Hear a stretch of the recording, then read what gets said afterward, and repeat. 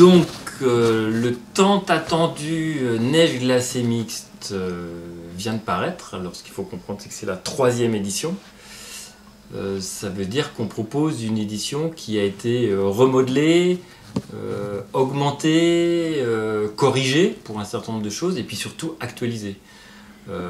Donc on présente un premier tome, 360 pages, de mémoire 772 voix décrites et tracées.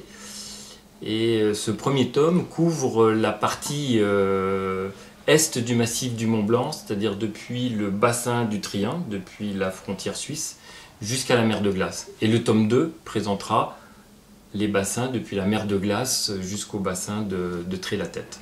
Donc voilà, il était attendu parce que épuisé depuis plusieurs années. On s'est beaucoup interrogé de savoir, ou je me suis beaucoup interrogé de savoir si je me relançais dans ce travail de bénédictin.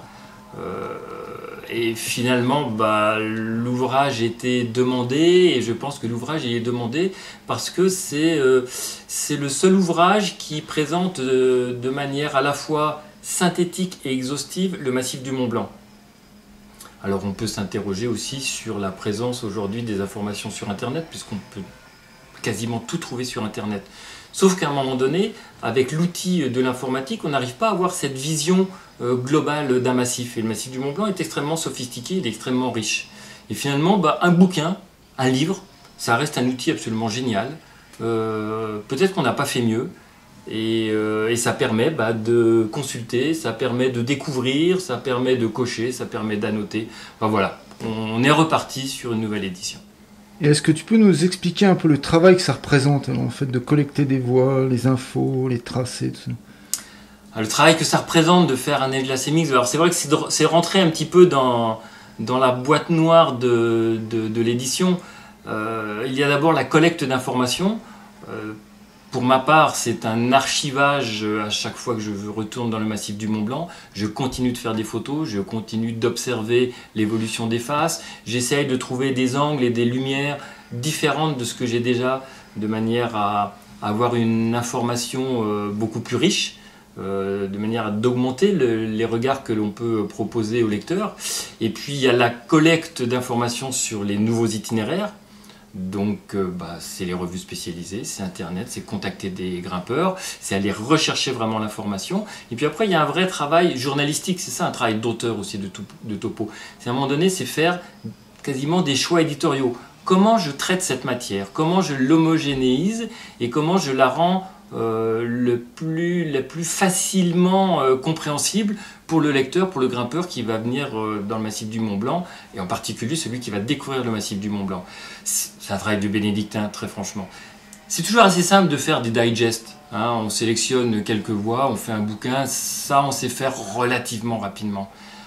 Se lancer dans un travail à visée exhaustive, essayer d'avoir cette démarche encyclopédique est beaucoup plus complexe parce que ça demande de travailler sur des coins ou des recoins qui sont oubliés, ça demande beaucoup de vérification et c'est ça qui est très très long. Puis après, il y a toute la mise en place, il y a l'écriture, la hiérarchisation de l'information, les tracés, c'est plusieurs centaines de photos qui sont tracées, plusieurs voix par plusieurs centaines de photos, c'est des milliers de tracés.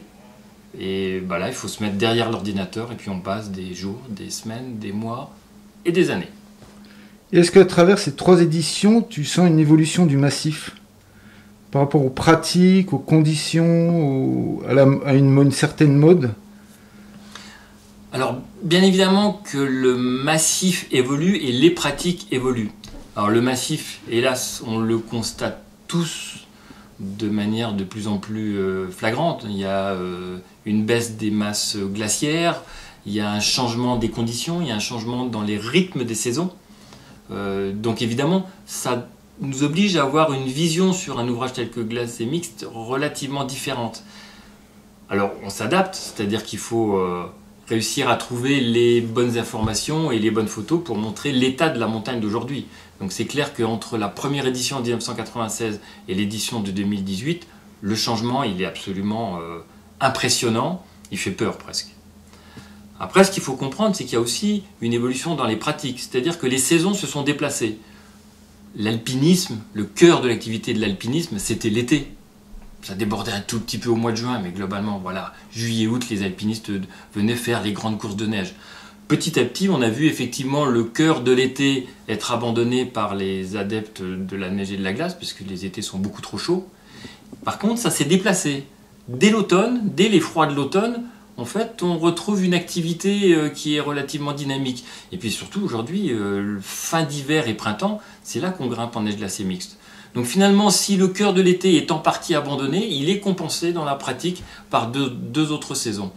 Alors ça force à changer les habitudes, hein. Ce sont des approches différentes, ce sont des stratégies d'ascension différentes. Les guides doivent aussi travailler différemment avec leurs clients. Il faut savoir déplacer dans les saisons, c'est pas forcément simple. Les refuges doivent s'adapter aussi à ce changement de rythme. C'est pas simple pour eux. Avant, ils avaient une saison qui était très claire, hein, 15 juin, 15 septembre, et basta. Aujourd'hui, les alpinistes ont besoin que les refuges soient ouverts au printemps et à l'automne. Donc vraiment, il y a un énorme changement en 20 ans de pratique, c'est évident. Et là, tu attaques le tome 2. Donc maintenant que le tome 1 est en place, eh bien, je retourne à mon ouvrage et c'est le tome 2 qui est en route.